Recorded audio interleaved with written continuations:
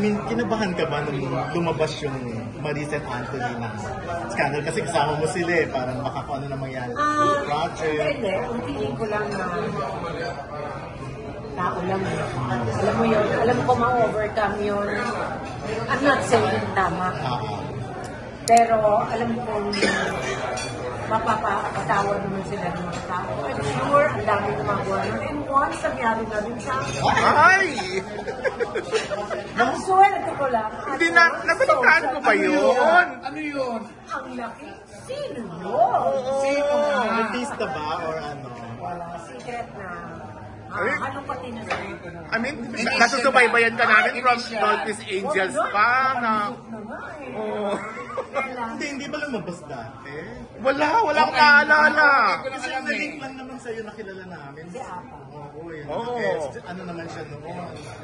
Single naman siya yata. Oo, huwag naman pumoko sa akin. Kaya. Focus na lang natin sa walang matigas, busy ako. Ikaw nag-mention eh. Oo. Ano talaga? Oo. Nagulat ako eh. Yun. Kasi nasubaybayan ka namin from Dolphins Angels. Naiintindihan mo si Maris. Ikaw bilang babae. Hindi, pero alam kong mali.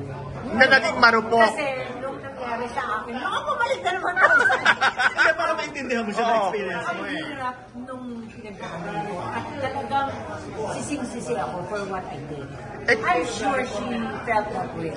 Eh kasi naman hot property ka noon, di ba? Masakit kasi sa kanya.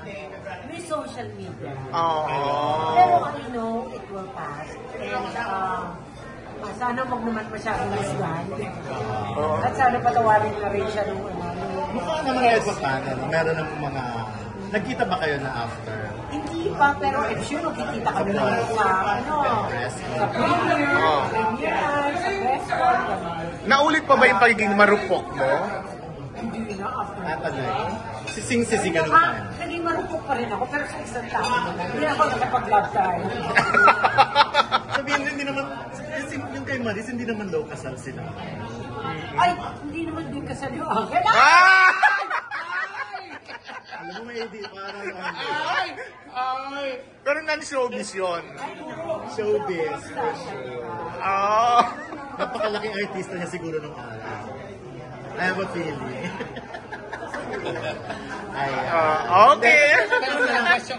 kung lalapit si Maris para humingi ng advice sa'yo. Ano yung advice mo? At sabihin ko, been there, done that. And sasabihin ko lang na it's a big lesson. Mahirap talaga pumapak dun sa may karelasyon. Pero ngayon wala na silang sabit pareho eh. O, di pwede na. So pwede na. Gusto mo silang makita together. Oo, sabihin ko, uy! Nagawa ko na.